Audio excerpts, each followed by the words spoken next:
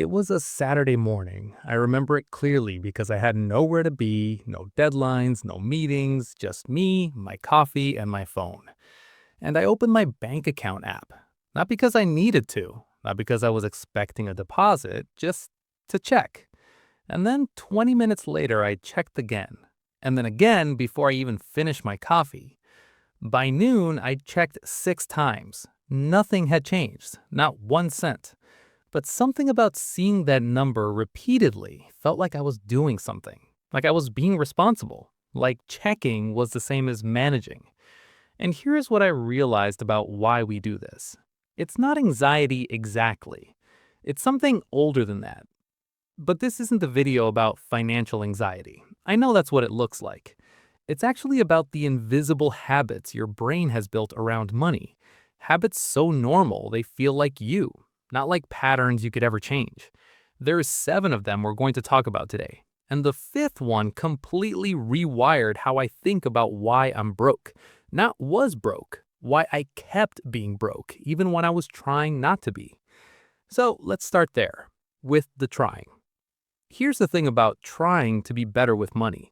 Most of us are doing it backwards. We think the problem is information. Like if we just knew the right budget template, the right app, the right savings percentage, everything would click. But get this, studies show that 78% of Americans live paycheck to paycheck. 78%. And that includes people making 6 figures. I remember when I first saw that number and thought, okay, wait, these aren't all people who don't know how compound interest works. These are people with degrees, spreadsheets, good intentions, and a Mint account they stopped logging into in February. The information isn't the gap. Something else is. The first habit that keeps us broke is what I call magical baseline thinking. It's when your brain quietly assumes that next month is somehow different from this month, even when there's zero evidence for that. You overspend in October, but November feels like a reset, a fresh start. So you don't actually course correct, you just wait for November. And then November looks a lot like October, because nothing changed except the calendar. This isn't stupidity. Your brain has 2 settings, now and not now. Behavioral economics call it hyperbolic discounting. The future feels abstract, and the present feels loud. Future you is basically a stranger, and your brain doesn't sacrifice for strangers. So you tell yourself you'll start the savings habit next month, which is really just another way of saying never, but in a way that doesn't make you feel bad right now. The second habit is sneakier. It's the way we use spending to regulate emotions, and not even big emotions, small ones. The low-grade Tuesday boredom, the mild work frustration, the vague sense that you deserve something good today, which honestly you might. But think about what Amazon has built on the back of exactly that feeling. One-click purchasing, 2-hour delivery, a return policy so easy you barely register the purchase as permanent. They didn't design that experience for your convenience. They designed it to shrink the gap between impulse and action to almost zero. Because every second you wait, your prefrontal cortex has a chance to say, wait, do I actually need this? Amazon's whole business model is a race against your better judgment. And they're winning. The average American household spends over $5,000 a year on impulse purchases. That's not a small leak. That's a hole in the boat. The third habit is one I think hurts people quietly for decades: lifestyle creep. You get a raise, your spending rises to meet it. You get another raise, same thing. There's never a moment where you feel ahead, because the goalpost always moves. And here's the part that surprised me about this one. It's not greed, it's social comparison, and it's almost completely automatic. Think about how differently the people around you signal their financial status. A new car in the driveway, a vacation on Instagram, a renovation. Your brain tracks all of it, constantly, and calibrates what feels normal for you to have. This is the exact same mechanism that kept humans alive in tribal societies. You needed to know your standing in the group. But now it's pointing at everyone's highlight reel on social media and whispering, "You're falling behind." Keeping up with the Joneses used to be about your actual neighbors. Now it's about everyone you've ever met plus a few thousand influencers all at the same time every day. The fourth habit is something I've never heard talked about directly, and it wrecked me when I finally saw it. The comfort of chaos. For some of us, maybe a lot of us, financial disorder isn't just a problem we have, it's a problem we're used to. And familiar feels safe, even when familiar is painful. So even when we have a chance to get stable, something in us resists it. We forget to automate savings. We accidentally overspend right after we'd gotten ahead. We self-sabotage in ways that look like carelessness, but are actually weirdly self-protection. There's a reason why lottery winners statistically return to their previous financial state within 5 years. It's not that they're irresponsible, it's that their internal baseline, their sense of what's normal for them, hasn't changed. And the brain is obsessed with getting back to normal, whatever normal is. Now, here's where it gets really interesting. The fifth habit is one that affects people who are trying the hardest. It's called financial hypervigilance, and it's the shadow side of being responsible. This is me checking my account 6 times on a Saturday. This is stress budgeting so intensely that you never actually enjoy spending money, even on things you planned and saved for.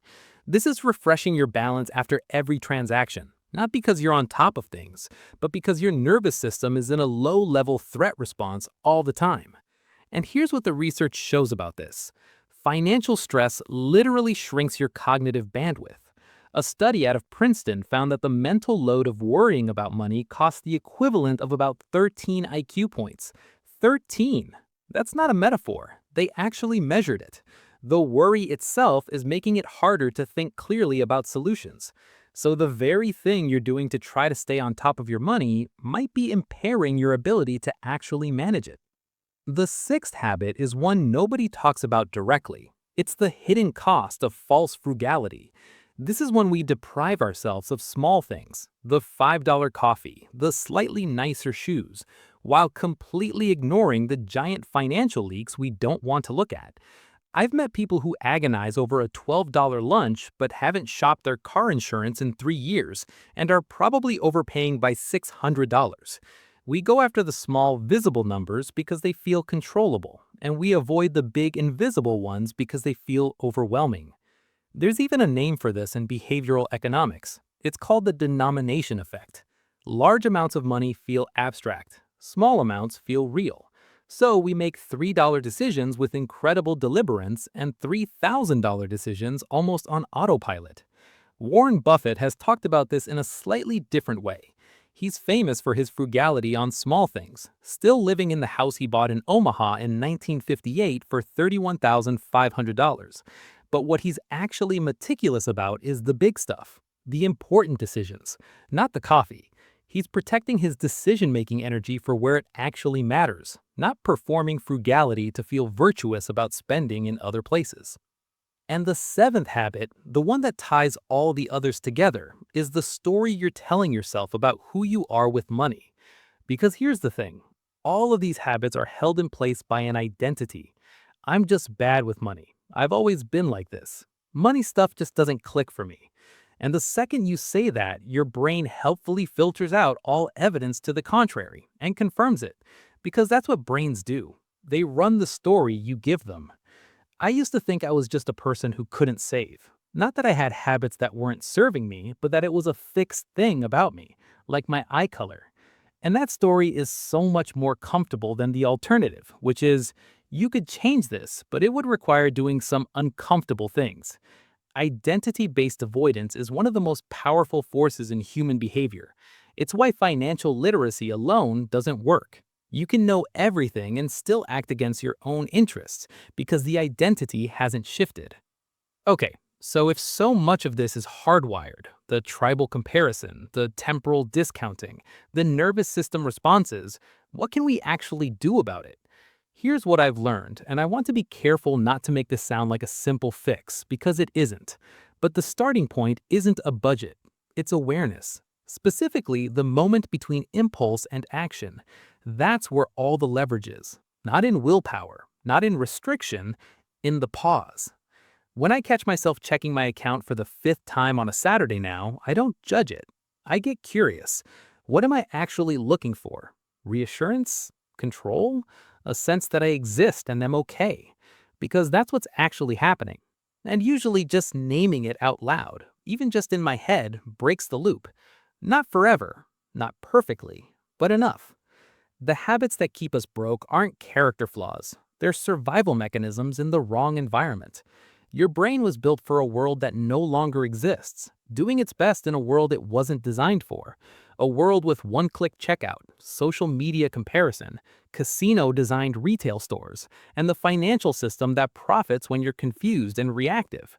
And knowing that doesn't fix everything. But it does something that maybe matters more. It takes the shame out of it. Because you can't think clearly when you're ashamed. You can't be curious when you're defensive. And curiosity, real, honest, what is actually happening here, curiosity, that's where change actually starts. I'm curious whether you recognize yourself anywhere in here.